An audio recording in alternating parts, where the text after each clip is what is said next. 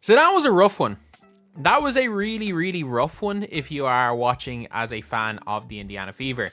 If you're watching as a fan of the New York Liberty, it was a very, very comfortable win from start to finish. Probably the worst game of Caitlin Clark's career. However, I genuinely think that this was, with the way that Indiana played this game, I can't see it in any other way than just a free hit. A free hit to just say, you know what, we are going to try, see what works, see what doesn't work, and yeah, that is what I'm kind of took from that game. I could be wrong, but it does seem like it was a free hit because they went away from what was working against the Storm, what was working at times against the Sky, and what was working, not Sky, the Sky, and what was working against the Sparks. They had spells in those games where they looked good, and they went completely away from how they looked good, and they also couldn't hit a shot. Other than Kelsey Mitchell in the first half, none of them could hit a shot. Before we go on, if you guys are new to the channel, subscribe. We've just hit 5,500 subscribers. Thank you guys so much for the support. But anyway, now let's get on to the video. So, this game got ugly fast. It got ugly real fast. So, the Liberty went out to an 11-2 lead. Everyone was hitting shots. Like, Lainey Hamilton, she only won a 1 from 3. She was hitting every single shot she was shooting. Breanna Stewart didn't shoot above 50%, but she was doing quite well. Sabrina Ionescu just chipped in with, I think she have 12 points, or 16 for Sabrina, but just so much in rhythm. Jonquel Jones, every missed shot, the ball was there for her. The New York Liberty thoroughly outplayed the Indiana Fever. The Indiana Fever looked exhausted. 20 games in 11 days is going to do that to anybody, but they looked absolutely exhausted. Like, even someone like when Burke came in the first half and was just lighting them up, they looked absolutely wrecked. And look, I'm not going to go too hard on the Indiana Fever today because I don't think they threw the game, but I don't think they necessarily really tried to win this game. And I'm going to explain why. But again, every game matters. I think that they just knew they were over. With the amount of miles on the Fever's legs for all the team, they looked exhausted out there. And yesterday's game was a playoff game for them. We saw an intensity against the Sky from the Indiana Fever and a defensive philosophy and defensive just willingness to guard that we hadn't seen for the entire season. And I think it just took it all out of them. It happens. It happens in basketball. And you might be saying, oh, it's an excuse, it's an excuse. It happens in the sport of basketball. Unfortunately, it is the truth. But they were thoroughly outplayed today. They were terrible. They were absolutely terrible. Everyone on that team was terrible. Other than Kelsey Mitchell in the first half, who just got hot. Nalissa Smith is scoring really well. Maybe the worst defender I've ever seen. But she is scoring well and she's rebounding well. They need to have some sort of like a system on defense to hide the fact that none of them can play defense. There is not one good defender on this Fever team. But I don't know what's wrong with Aaliyah Boston. I genuinely don't know what's wrong with her. Because to start the game, like, she only shot 1 of 4. She had 5 points, 3 assists. She actually did quite well. She got double teamed once in the post and made a really nice kick pass out to a shooter. In the first 2 minutes of the game, she had the ball twice, opportunities for layups, and once she just didn't take it and just didn't take an open layup, and the other time she fumbled and turned the ball over. Like, she had 2 turnovers in the first 3 or 4 minutes. I don't know what's wrong with her, but she's not even looking for a shot. She's not even looking to score. And that's where, her one shot score was an and one. She's getting the ball plenty of times. She got the ball in more scoring positions than Caitlin Clark did today. But she's not even looking to score. She's not even really looking to pass out. She's just kind of dribbling a couple of times, getting caught in no man's land, and sometimes chucking it up, sometimes passing it. And I just don't know if it's a case of she doesn't know what her role is in the offense, whether it's Christy's size. I don't know what it is, because I thought she was really good against the Sky. I thought she was really good in the second half against the Sparks. It just was a not very good game for her, and it looked like the start of the year again. And obviously, this isn't actually the worst of these, or this isn't the worst this team has looked against the Liberty, surprisingly enough, but they've just have their number. Kelsey Mitchell shot the lights out in that game. In the first half. In the second half, she was garbage. But at the same time, Kelsey Mitchell plays basketball like she's a my player. Just dribble, dribble, dribble, dribble, dribble. Erica Wheeler at 7. Wasn't too bad, I guess. Samuelson did not do much at all. I don't know what Grace Berger is meant to do. I genuinely don't know what she's meant to do. I've watched enough of her play that I just don't know. She doesn't seem to shoot the ball well. She doesn't pass the ball well. She doesn't defend. She got a nice and one, I guess, in the game. And then obviously, I don't know what Celeste Taylor has to do to play. She played 2 minutes 38 seconds in garbage time. I genuinely don't know what she has to do to play more. She can't be any worse than what's on the floor. And obviously, the elephant in the room is Caitlin Clark. That was probably the worst game of Caitlin Clark's career. So far, she shot 1 of 10. But it was a really, really weird game because I actually thought it was one of her better defensive games.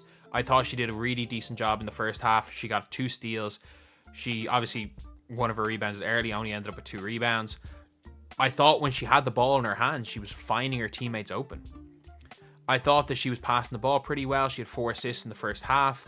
And it was another one of those games where she was told, no, you stand in the corner.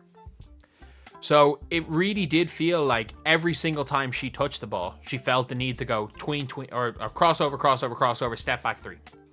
The only really thing was she did miss the layup on the break. She got the steal, missed the layup on the break, and Alyssa Smith came right in and finished it. If she doesn't get the steal and miss the layup, you can't just box score watch a lot of the time, but there are times you can't box score watch. For example, again, she got a really good steal, ran the floor, drew in 2 defenders, blew the layup because obviously she drew 2 defenders and the ball landed into someone else's hand to score. In reality, it should have been an assist. The box score will not say it's an assist, but if you're watching the game, it's an assist. Otherwise, she wasn't put in a position to do anything. Her one shot was a 30-footer off the move. And every single time Erica Wheeler was was running the point, and they ran Erica Wheeler or Grace Berger at the point for 30 minutes in that game. Caitlin Clark played, I'd say, 5 minutes at the 1 in that game. And they didn't run any of the sets that worked. That, because of the way, she's still being blitzed almost every time, or at least being hard hedged. They didn't run that set once, the double screen. The double screen, which works quite well in getting her turned in the corner. It would have been turned the corner on Jonquel Jones, which is a lot tougher than doing that on an Angel Reese or an Elizabeth Williams. But they didn't run it because it doesn't necessarily free up Caitlin Clark, but it starts to free up others. So I felt like she was in a bit of a lose-lose situation because she was just chucking. And the shots weren't going in. I was watching this game live. She should have stopped chucking. She genuinely should have stopped chucking.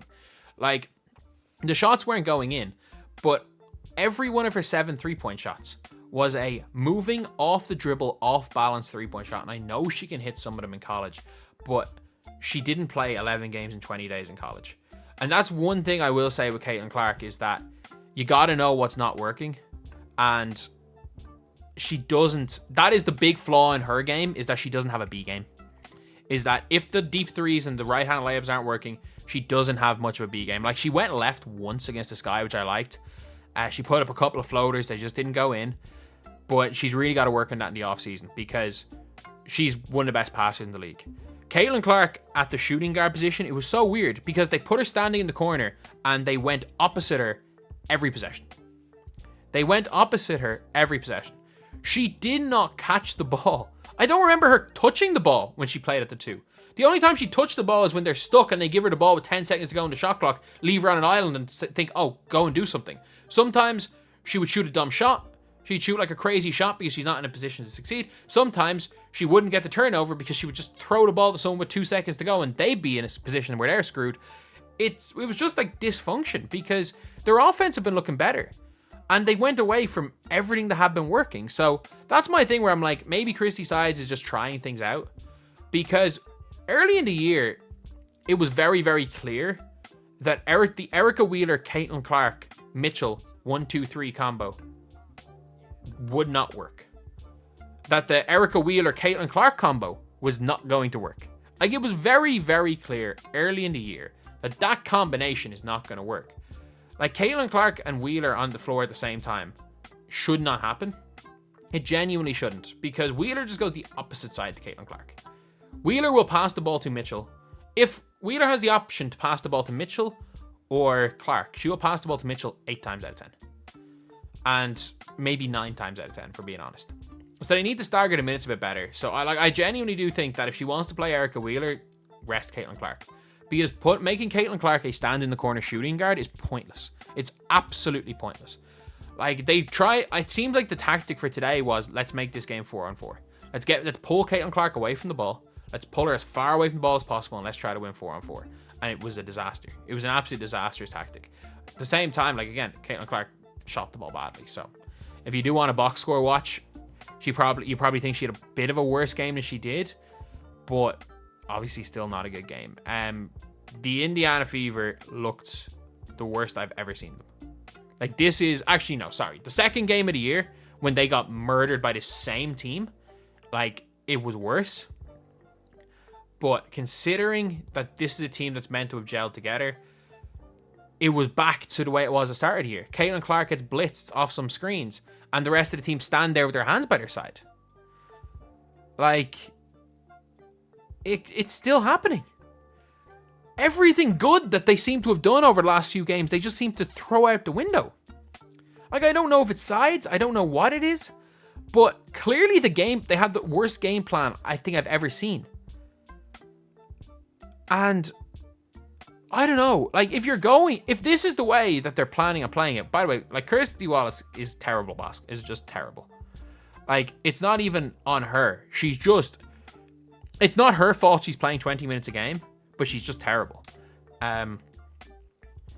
Like, they've got no one they can run the ball through. Kelsey Mitchell plays like an inefficient my player, and Alyssa Smith scores the ball but doesn't play defense. Aaliyah Boston, I'm not sure what's wrong with her. Caitlin Clark, if she is not the lead, like, if she's not able to be the main point guard, and to be fair, she does rely an awful lot on transition and teams getting stops, and they got no stops today, which nullifies her game.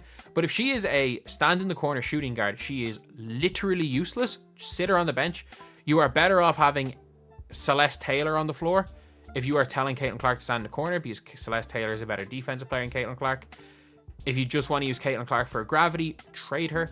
But I just don't see that happening. I think this was a free hit. I think they tried out a bunch of things. I think everything they tried out did not work. And it didn't also help that everything they tried out didn't work at all.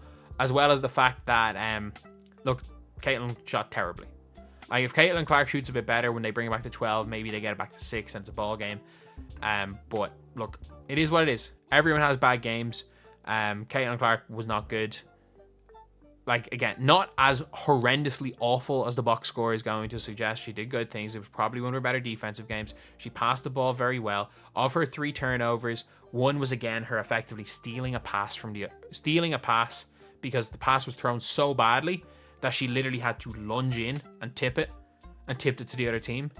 And then another one of her turnovers was she was dribbling down the right sideline, and I think it was Aaliyah Boston set a screen on the right sideline for her to go towards the baseline, and Breanna Stewart she didn't even blitz it. She just hedged and put her foot on the sideline, and Caitlin Clark just ran into her, had to pick up the dribble, and was just trapped in the corner. So that is a 1,000,000% not on her turnover.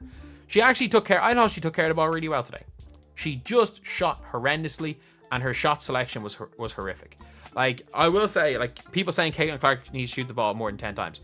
If the tactic is to play Caitlin Clark the way Kirsty Sides did today, Caitlin Clark should not be shooting the ball 10 times. Because she shot at least 5 terrible shots.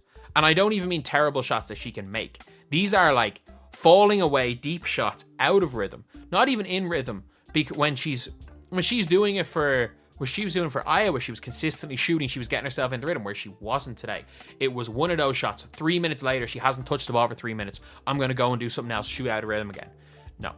A bad shooting game, bad shot selection. And she's got to sometimes just accept, if my coach does not want me to shoot the ball, I'm not going to shoot the ball. Because she came out of this game with a 1 of 10 shooting game, looking terrible. Especially if you look at the shots she shot. Maybe she wants to put on a show. The way Kirsty Sides wanted to play the game, Caitlin Clark should not have shot the ball more than 4 times. Because she might have had, like, she wasn't put in a situation to succeed. And she did dumb things even with the situation she was put into. A bad game all around for the Fever and a bad game for Clark.